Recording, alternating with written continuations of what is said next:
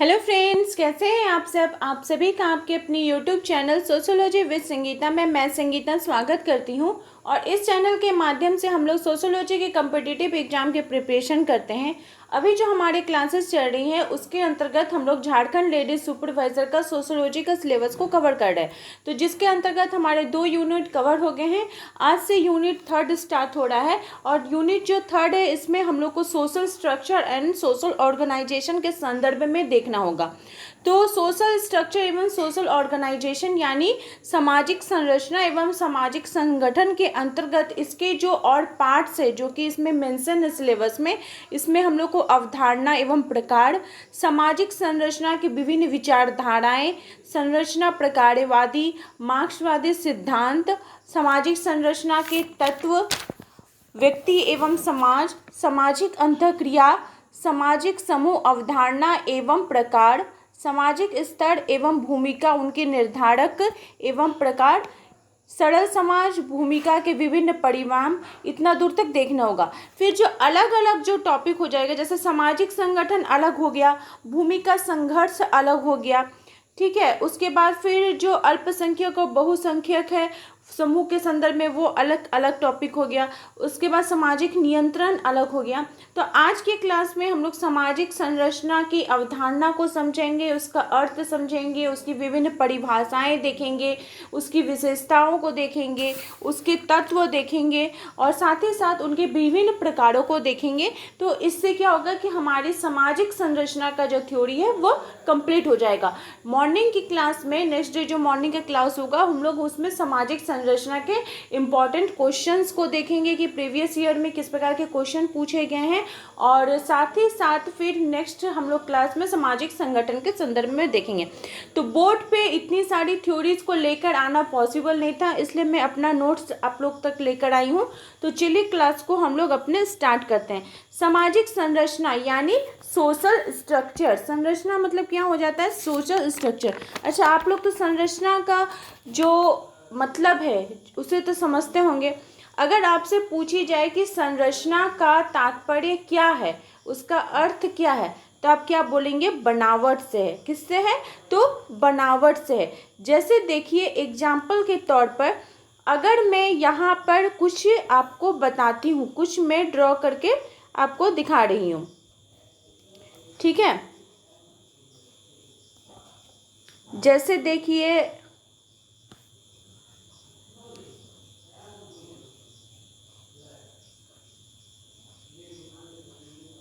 इसका मतलब आप लोग कुछ समझें कि ये क्या बोला जा रहा है, कुछ समझ में आया कि ये क्या है। ये आप लोगों को किसी को इसका मतलब समझ में नहीं आएगा, ठीक है, क्योंकि ये कोई संरचना है ही नहीं, ये कोई बनावट है ही नहीं। लेकिन अगर मैं इसको ऐसे बनाती हूँ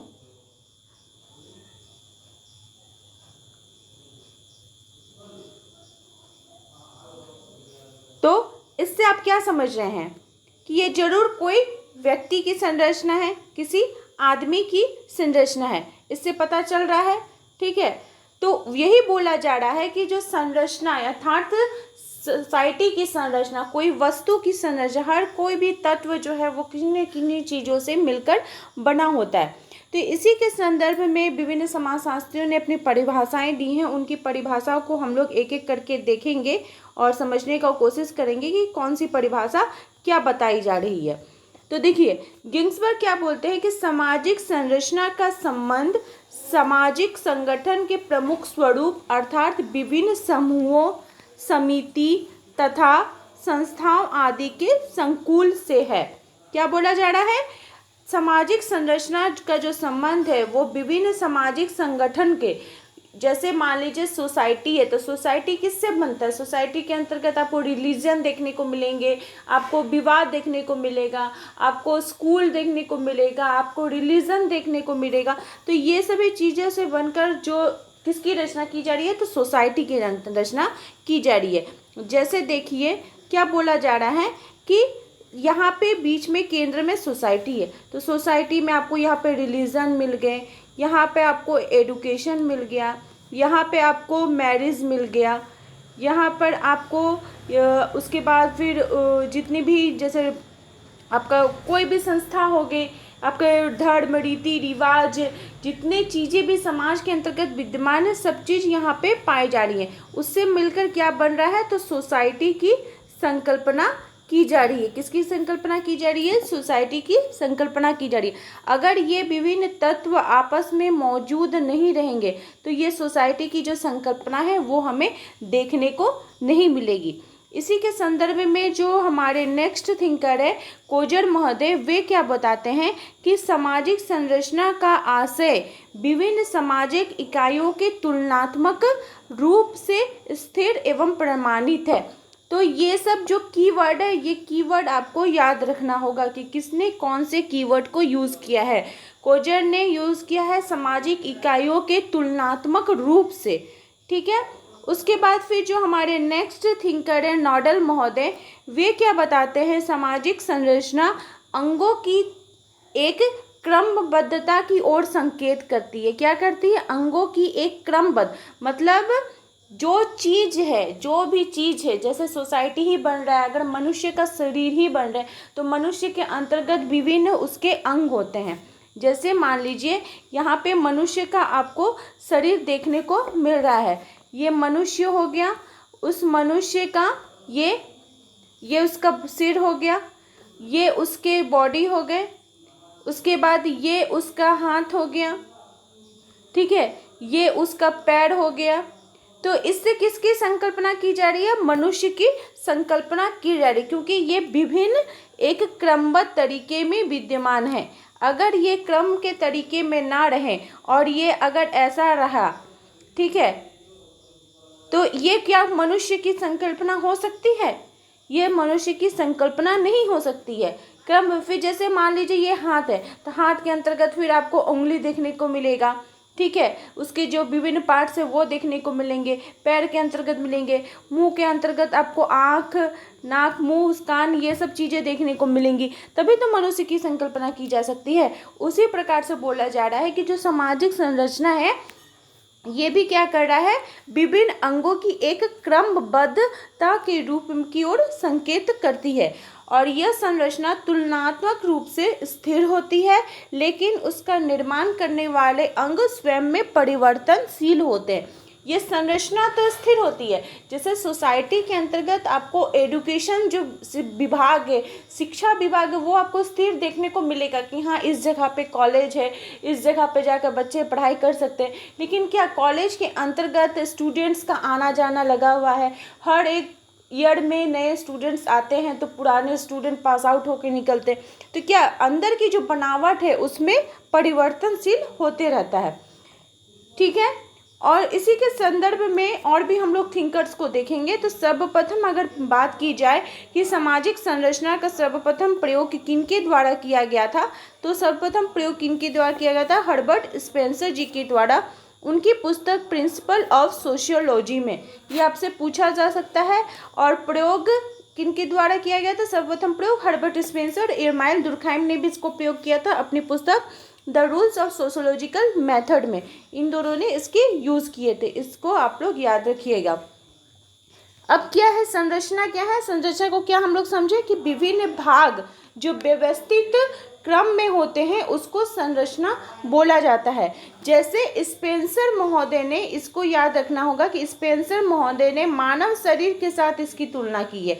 किसके साथ तुलना की है, तो मानव शरीर के साथ, जिसके लिए इसको बोला जाता है ये जीव शास्त्र से प्रभावित है, ये जीव विज्ञान यानी बायोलॉजी से ये प्रभावित है। इस प्रकार के क्वेश्चन भी पूछे गए हैं कि जो समाज शास्त्र के अंतर्गत सामाजिक संरचना है वो किससे प्रभावित है, तो वो जीव शास्त्र से प्रभावित है, ठीक है। तो आप लोगों को इतना दूर तक समझ में आ गया हो, ठीक है। यहाँ पे हम लोगों ने 3 समाजशास्त्रियों की परिभाषा देखी, किनकी देखी, तो गिंसबर्ग के देखे, कोजर के देखे और नॉडल के देखे।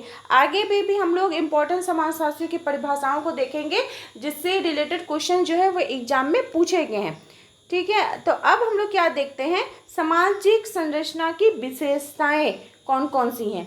तो सामाजिक संरचना की क्या, इतना परिभाषा तो आप लोग क्या समझे कि सामाजिक संरचना जो है वो एक क्रमबद्ध रूप में रहती है, एक क्रमबद्ध तरीके से रहती है, सामाजिक संरचना स्थायी होती है। तो स्थायी होती है तो इसके अंतर्गत कौन सी चीज़ें स्थायी रहती है? तो संस्थाएं स्थायी रहती हैं, संगठन स्थायी रहते हैं, लेकिन उनकी जो आंतरिक व्यवस्था है उसमें परिवर्तन हमेशा होते रहता है। कोई भी सामाजिक संरचना की बहुत सारी उपसंरचनाएं हमें देखने को मिलेंगी। जो विभिन्न अंग है वो आपस में क्या होते हैं? संबंधित होते हैं, क्योंकि स्पेंसर महोदय ने सामाजिक संरचना को किसके साथ जोड़ा है? तो मानव शरीर के साथ जोड़ा है, कि जिस प्रकार से मानव का शरीर है वो विभिन्न अंगों से निर्मित होता है, उसी प्रकार से सामाजिक संरचना भी विभिन्न अपने तत्वों से, उसके विभिन्न जो एजेंसियां हैं उससे निर्मित होती हैं। तो इसलिए क्या बोला जा रहा है कि सामाजिक संरचना जो है उसके जो अंग है ये आपस में कैसे होते हैं? तो संबंधित होते हैं। सामाजिक संरचना में मूल्य शामिल होता है। मूल्य के अंतर्गत हमारे जो वैल्यूज़ हो गए, हमारे धर्म, रीति रिवाज, परंपरा, ये सब हो गए। जैसे बोला जाता है ना कि बड़े आते हैं तो उनका प्रणाम करना चाहिए, बड़ों का आदर करना चाहिए। तो ये सब क्या है? हमारे मूल्य से। कोई भी चीज़ आप ले लीजिए सोसाइटी के अंतर्गत, अगर आप रोड को ही ले लेते, जैसे हम लोग ट्रैफिक नियम को पालन करते हैं ना, सोसाइटी में हम चल रहे हैं, रोड में चल रहे हैं, तो ट्रैफिक नियम को हम पालन कर रहे हैं, ठीक है। तो ट्रैफिक नियम को पालन करने का मतलब क्या हुआ कि जैसे देखिए आप, ये एक रोड आपको देखने को मिल रहा है कि ये क्या है? एक रोड है। रोड के अंतर्गत यहाँ पे बीच से आपको देखा जाता है कि कोई जो है इधर से जा रहे हैं, जितने भी पैसेंजर है वो इधर से जा रहे हैं, ठीक है, और कुछ इधर से आ रहे हैं। इस प्रकार का ही तो रोड का मैप रहता है, ठीक है, ये नियम रहता है। उसके बाद आपको क्या देखा जाता है कि इस रोड के अंतर्गत जो व्यक्ति हैं वो क्या कर रहे हैं? जो साइड में चलने वाले वो साइड में चल रहे हैं, फुटपाथ पे चल रहे हैं। तो अपना क्या, कोई एक सिस्टम से चल रहा है कि हाँ इधर से आया जाएगा, इधर से जाना होगा। जो पैदल चलने वाले हैं वो फुटपाथ के ऊपर चलेंगे, तभी तो लाल बत्ती जलेगी तो रुकेंगे, ग्रीन सिग्नल होगा तो वो आगे बढ़ेंगे। तो ये सब क्या है? ट्रैफिक का रूल्स है, ट्रैफिक का नियम है। उसी प्रकार से क्या बोला जा रहा है कि अगर इसकी संरचना में भी कोई अंग अगर एक दूसरे से क्रमबद्ध तरीके से नहीं हो, यानी कि कोई भी बोले कि मैं इधर से जाऊंगा, मैं इधर से जाऊंगा, कोई मोटरसाइकिल वाला आए बोलेगा कि मैं तो ऐसे से गाड़ी घुमा घुमा के जाऊंगा, कोई बोलेगा कि नहीं हम साइड में नहीं चलेंगे, फुटपाथ में बीच बीच में चलेंगे, तो क्या होगा? एक्सीडेंट होने का खतरा रहेगा।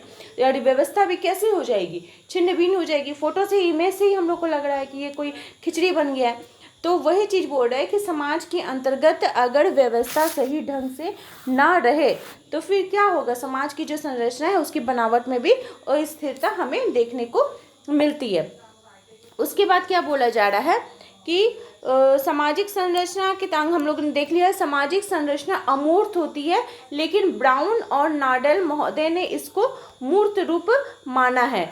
संरचना कैसी होती है? अमूर्त होती है, क्योंकि सामाजिक संरचना के अंतर्गत इसकी जैसे विवाह, तो विवाह को हम लोग नहीं देखते, विवाह के उसके जो रूप है हम लोग उसको देखते हैं। तो इसलिए उसी प्रकार से धर्म को तो नहीं रूप देखते हैं ना, धर्म के अंतर्गत उसको फॉलो करने के जो नियम होते हैं उसको हम लोग जानते हैं कि हाँ ऐसे फॉलो किया जाता है। लेकिन रीति रिवाज बोल के कोई एक चीज़ है जिसको हम लोग देख रहे हैं, तो इसलिए इसको अमूर्त बोला गया है। लेकिन जो ब्राउन और नॉडल महोदय हैं वे क्या बताते हैं कि नहीं ये मूर्त रूप है, क्योंकि इसके अंतर्गत जो विवाह है तो हाँ विवाह ऐसे हो जाता है, परिवार ऐसा है, संस्था, शिक्षा है, शिक्षा को तो नहीं देखते हैं, लेकिन शिक्षा के अंतर्गत जो विभिन्न कॉलेज है, विभिन्न एजेंसियां हम लोग उसको देखते हैं। इसलिए ब्राउन और नॉडल इसको मूर्त मानते हैं। इसको भी आप लोग ध्यान में रखिएगा। फिर है इसका जो आशय है वो सदैव संगठन से नहीं होता है, स्थानीय आवश्यकताओं से भी ये प्रभावित होती हैं। जो संरचना है वो क्या होती है? स्थानीय आवश्यकताओं से भी हमें प्रभावित होती है। इन लोगों ने तो सामाजिक संरचना की बात की है, लेकिन अगर आपसे क्वेश्चन पूछ दे कि सामाजिक संरचना का विरोध किन्होंने किया है, तो मर्टन महोदय ने सामाजिक संरचना का विरोध किया है। इसको ध्यान में रखिएगा। अब क्या देख रहे हैं? पार्सन्स महोदय के हम लोग क्या देख रहे हैं? परिभाषा को देखेंगे कि उन्होंने सामाजिक संरचना के संदर्भ में क्या बोला है। तो पार्सन्स महोदय बताते हैं कि सामाजिक संरचना परस्पर संस्थाओं, एजेंसी, प्रतिमानों के साथ ही प्रत्येक सदस्य द्वारा ग्रहण किए गए पदों तथा कार्यों की विशिष्ट क्रमबद्धता है। क्या बोला जा रहा है? जो सामाजिक संरचना है वो उसके अंतर्गत जो विभिन्न संस्थाएं हैं, विभिन्न एजेंसियां हैं, उसके जो विभिन्न प्रतिमान हैं, वो सब क्या होता है? आपस में एक दूसरे से सदस्य जो ग्रहण करते हैं, सदस्यता ग्रहण करते हैं, वो अपने अपने पदभार को संभाले हुए हैं और उनके जो कार्य हैं वो उसको अच्छी प्रकार से क्रमबद्ध तरीके से उसका पालन करते हैं। अब हम लोग देखते हैं ब्राउन महोदय ने क्या कहा है। तो ब्राउन महोदय बताते हैं कि सामाजिक संरचना का जो अंग है ये मनुष्य ही है। किसको माने हैं?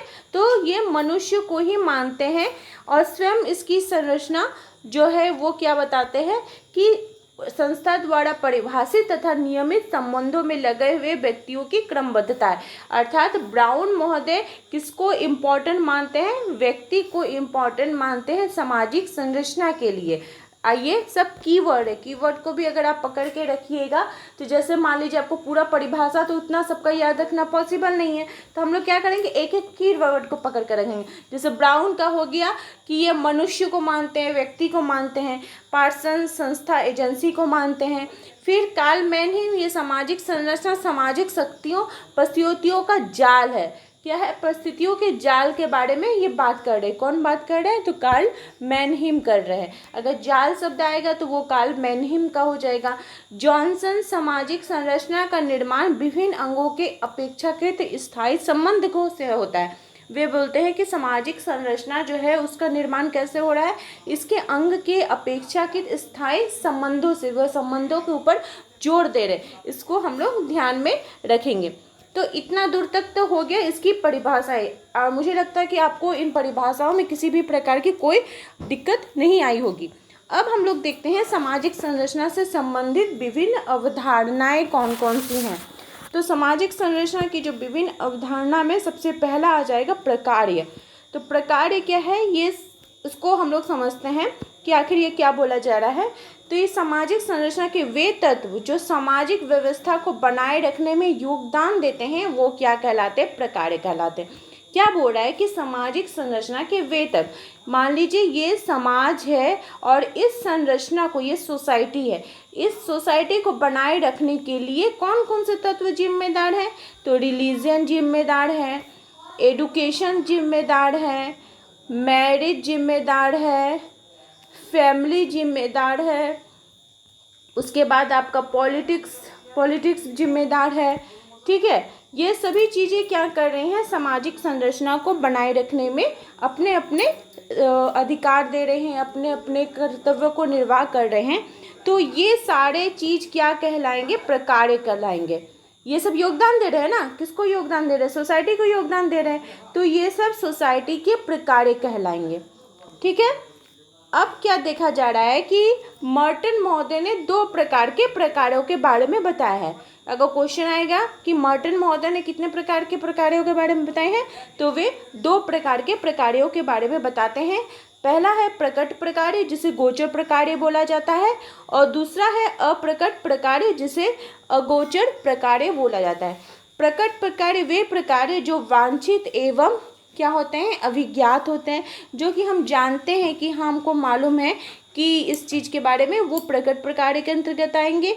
और जो अप्रकट प्रकार है वो अवांछित हो गए। जैसे कि मान लीजिए आप कोरोना का वैक्सीन को ले सकते हैं कि आपको पता होगा कि जब कोरोना की महामारी फैली थी तो उसमें बोला गया था कि अगर इस वैक्सीन को लगाया जाएगा तो ये बीमारी ठीक होगी।